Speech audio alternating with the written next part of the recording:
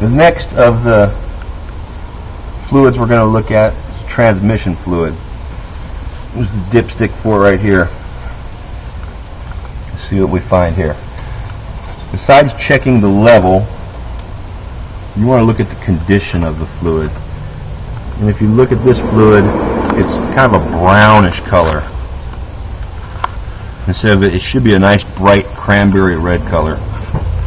If you get real close in on it, you can actually see little debris in the fluid, where you can feel it. You can feel the debris in that fluid. What that is your clutch, excuse me, your clutch discs that are fragmenting inside the transmission. Now this is another one of those preventive maintenances that you can make a choice to have it serviced regularly. Transmission fluid you want to do about every 25 to 30,000 miles as a regular maintenance. And you should also, besides just checking your level, you should also check the condition of your fluid, because this is going to wear out a transmission.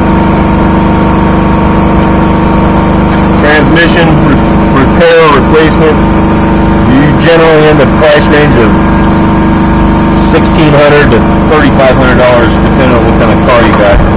And you can definitely prolong the life of your transmission, especially on your newer cars, by just doing a regular transmission fluid exchange.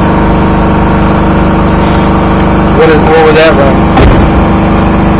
Well, it depends on what type of transmission you have. To do a complete transmission flush, you're in the ballpark of between $120 and $150, depending on the capacity, because we want to do a complete flush that gets all of the fluids out of the valve body, the torque converter, the tail shaft housing. I can't say 100% of the fluid will be exchanged, because somebody might get me on a technicality that there was one drop left.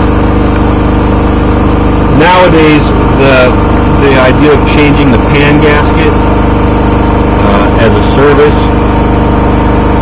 if it's leaking, it's definitely a good idea.